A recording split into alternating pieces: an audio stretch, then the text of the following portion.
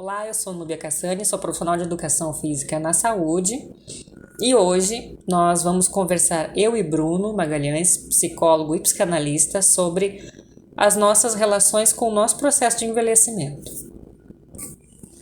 Olá, eu sou o Bruno, estou encantado de estar aqui hoje com a Núbia e a gente vai poder ter esse papo junto sobre o envelhecimento e identificações. Do ritmo da vida e como a pessoa se relaciona ativamente, né?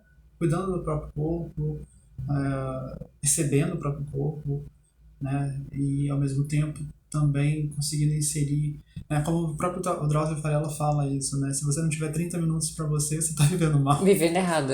tá vivendo errado, né? Uhum. É uma frase, né, um pouco categórica, talvez. E como é que a gente pode pensar essa frase, por exemplo? Né? Como é que é não ter 30 minutos da sua vida para cuidar da sua própria saúde, do seu próprio corpo? Né? Como é que seria, por exemplo, inserir esses 30 minutos dentro da perspectiva da educação física, como é também pela psicologia, né? Do autocuidado, né? Do autocuidado, exato. Eu vejo, sim, a necessidade da pessoa fazer essas pausas pensando na mudança do estilo de vida, na mudança dos hábitos dela, né? No processo de envelhecimento como um todo. É difícil encarar o envelhecimento. Eu observo assim que as pessoas têm dificuldade de encarar que o corpo está envelhecendo, que precisa fazer algumas mudanças de comportamento para melhorar a sua qualidade de vida, para melhorar suas relações, a sua relação com o trabalho, a sua relação com o seu próprio autocuidado. E perceber que se precisa de orientação, se precisa de ajuda, de algum apoio nesse perfil, né, de mudança para a melhora da saúde mental na fase que está vivendo. Como que quer encarar o envelhecimento dos pais, como quer encarar esse envelhecimento, do próprio envelhecimento também.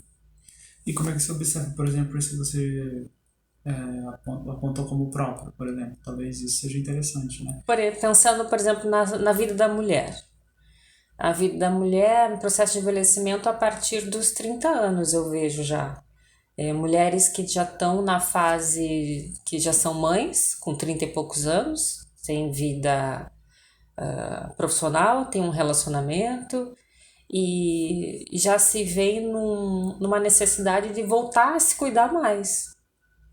Pensando no seu processo de envelhecimento para poder cuidar melhor da sua família, para poder estar próximo dos seus pais, da sua mãe, né? Na fase do envelhecimento dos seus pais, como poder ajudá-los a encarar o envelhecimento deles também.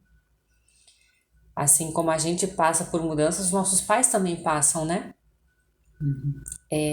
Na relação com o tempo que está vivendo, os desafios da saúde, física ou mental que aparecem nas fases da vida diferentes, nas mudanças de sentido, de propósito, né? Sobre as coisas, sobre o que está querendo, sobre o que não quer mais.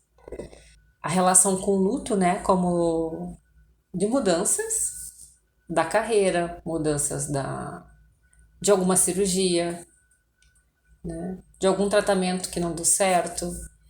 Agora, você falou na saúde da mulher e uma necessidade de olhar para si mesmo, de encarar. Né? Como é que você entende isso que você chamou de necessidade, por exemplo? Uma resistência, uma dificuldade de colocar pequenas mudanças.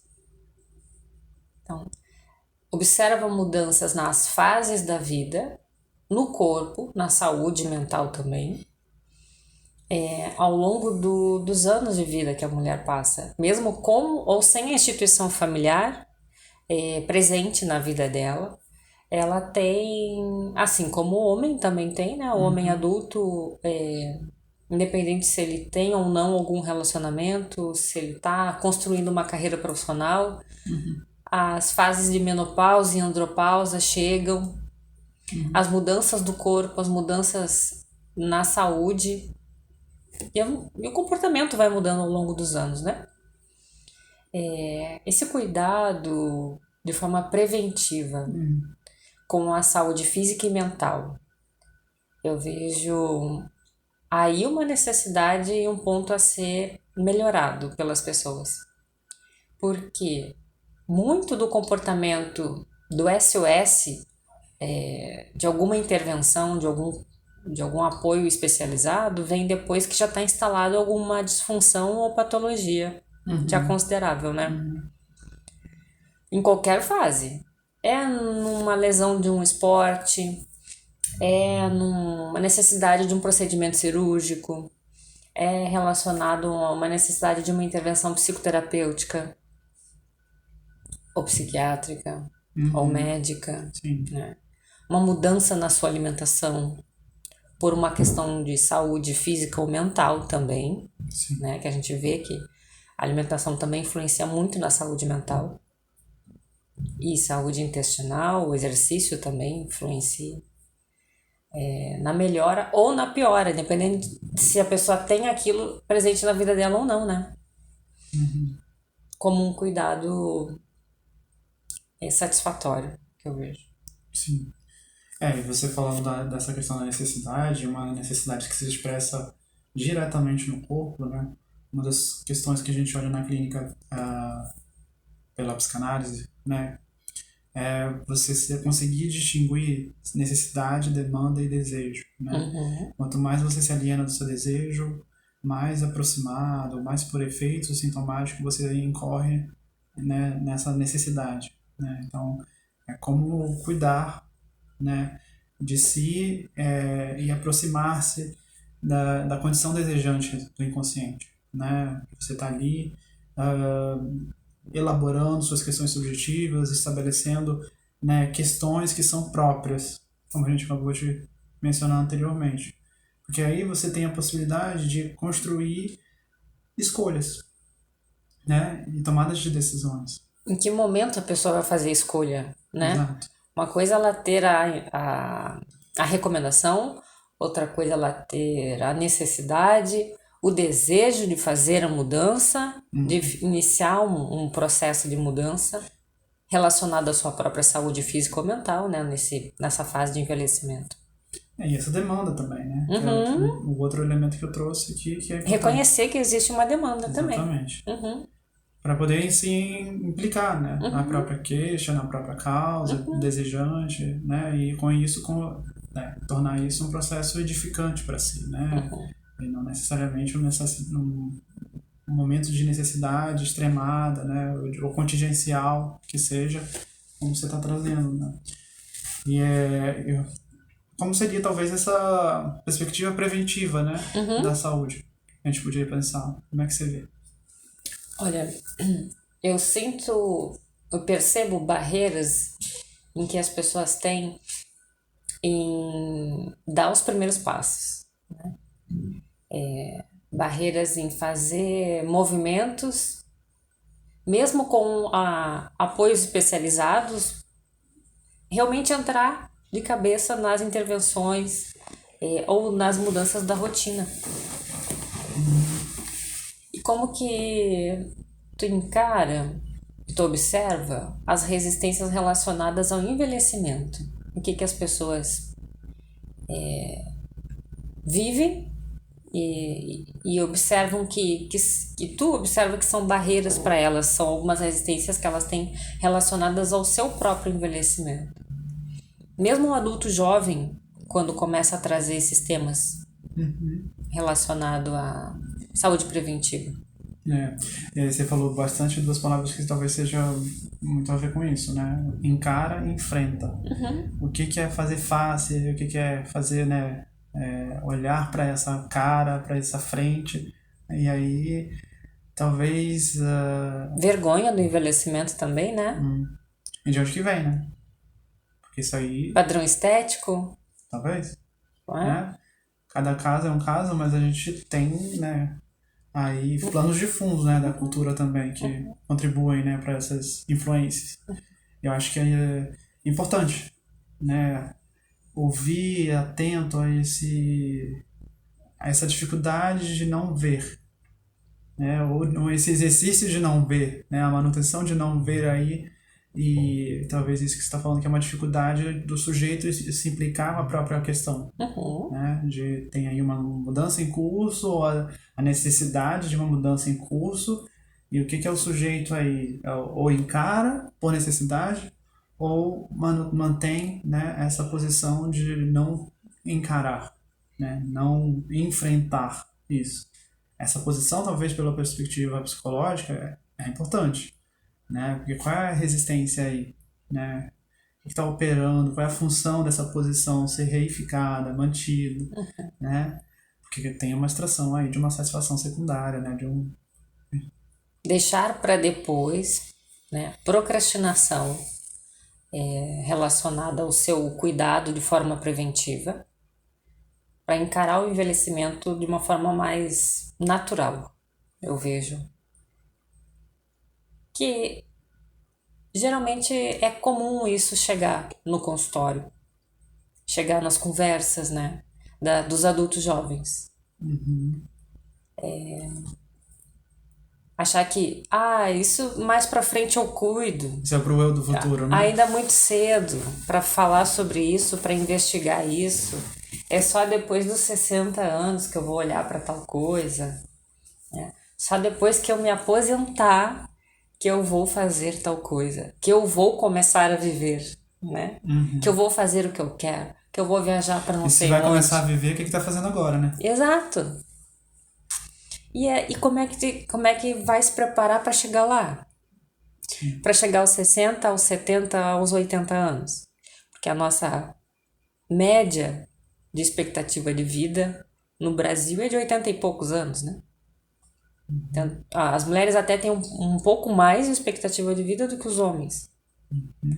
Mas... Você acha E as que mulheres se cuidam até relativamente mais comparado com os homens, né? que você De acha forma que contribui? preventiva. Que contribui para que essas mulheres se cuidem mais. Isso. Não posso generalizar que seja uma coisa comum para todo mundo, para todas as mulheres. Mas geralmente a mulher tem um olhar mais atento para si.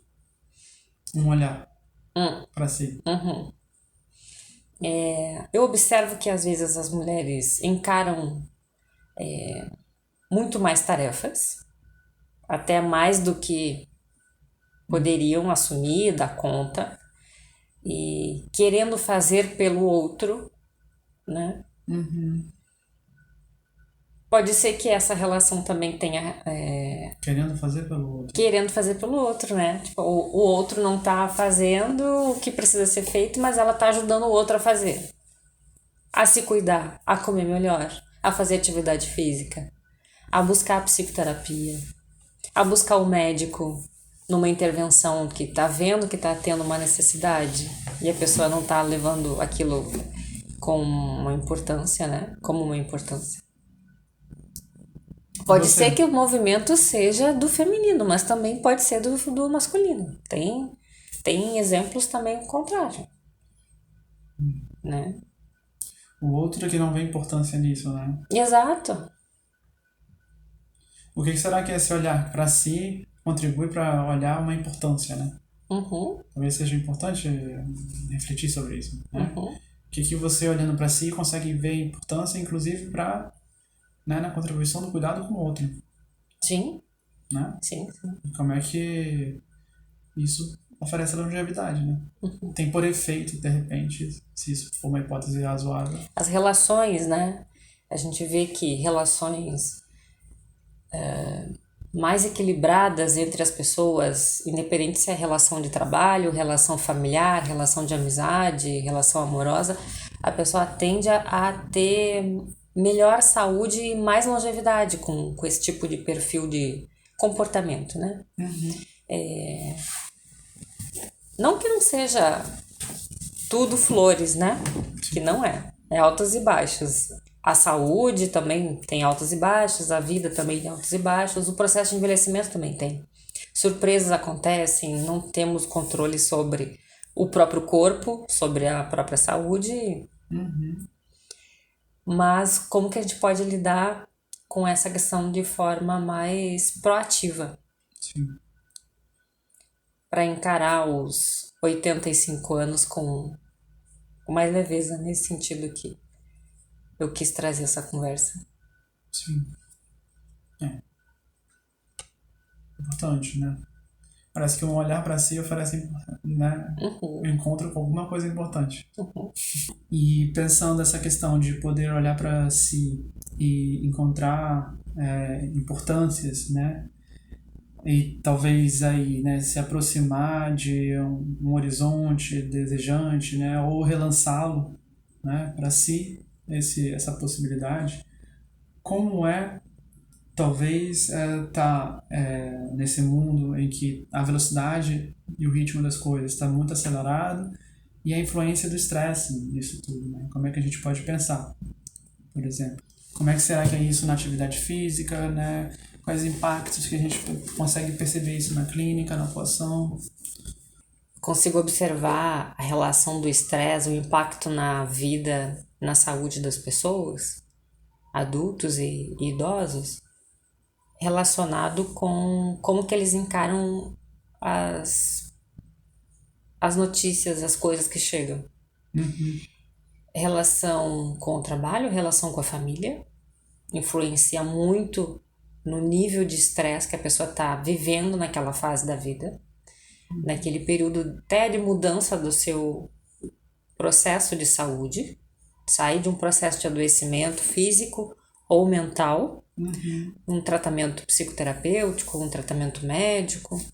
E o estresse, ele faz com que a pessoa não saia daquela condição.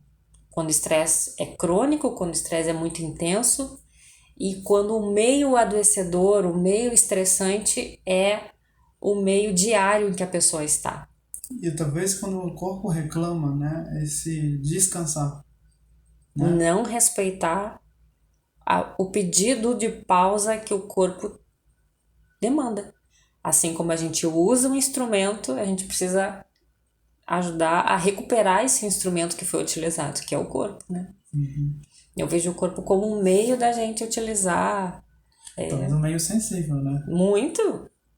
Um meio da gente utilizar para promoção de saúde. O corpo como expressão, o corpo como meio de práticas mente-corpo, de relaxamento, até para reduzir o nível de estresse. O corpo como uma forma de relacionar com o meio, com as pessoas, com o mundo, com experiências. O corpo como fonte de saúde. E talvez como se comunica, né, de uma maneira não verbal, né? Com isso que não deixa de ser relacionável ao afeto, né? A gente está sentindo e sendo afetado por isso o tempo todo, né? Mas isso não diz, né? Eu tô sentindo isso. Sim. A gente expressa, a gente também não expressa, às vezes, fica no passivo, na posição deitada, na posição sentada, né? Aí o nível de atividade física influencia, o bem-estar emocional já influencia, porque o corpo já também não está proporcionando saúde mental para aquela pessoa. Da mesma forma que a mente também não está proporcionando saúde para esse corpo. Então, essa relação bidirecional, que é muito comum hoje em dia a gente presenciar por níveis de ansiedade muito altos, de estresse muito alto, que desencadeiam episódios de ansiedade, de crises de ansiedade, que possam se tornar transtornos mais difíceis, né? De lidar, de tratar, de reverter. Sintomas de depressão também. Acho que são fatores agudos, né? A ansiedade, quando ela se apresenta, ela já tá aí com muita coisa por trás, geralmente, né? E pessoas idosas também. Eu tenho experiência de pessoas idosas com nível de ansiedade muito alto. Porque tudo é estímulo, tudo é hiperestímulo.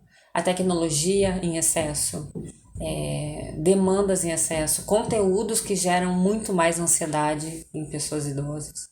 O isolamento também traz ansiedade, o isolamento da pessoa, da fase adulta ou da fase idosa, né? Eu observo isso no consultório, na prática. Que esse hiperestímulo você compreende como, por exemplo? hiperestímulo como excesso de atividade física, hiperestímulo relacionado a excesso de mídias sociais, excesso de trabalho, muita demanda social, muito tempo em meio social. A pessoa não tem um momento de introspecção, de silenciamento. De olhar para si? Não tem um momento de olhar para si, de se alimentar melhor, de cuidar mais da sua saúde mental, das suas relações. O que será que é esse olhar para si, né? Que É talvez... ter mais respeito sobre o seu processo, né? Respeito ao que a gente já viveu, querer outras coisas, que sejam até outras possibilidades, outras experiências, estar aberto também para outras experiências,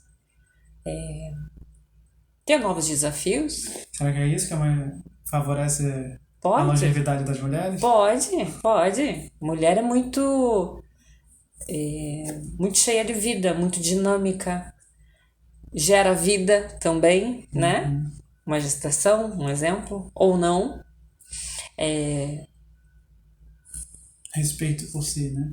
Também. Respeito pelo corpo, respeito pelos limites. Respeito pelas pessoas, pelos gêneros, pelas relações, pelo tempo das outras pessoas, né? Será que se trata de reconhecer a si e ao outro? Com certeza. Respeitar o desejo, o seu e o do outro, né? Eu observo também. Amadurecimento emocional, maturidade biológica e cronológica, saúde biológica e cronológica, tudo isso influencia na longevidade. Viver melhor os seus 30, 40 anos para frente.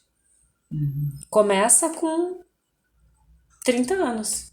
Eu encaro os 80 anos hoje em dia, não só como profissional da saúde, mas como uma pessoa que gosta de viver com qualidade de vida e tenta viver práticas e ter esse cuidado, a partir dos 30, 35 anos começou a despertar isso.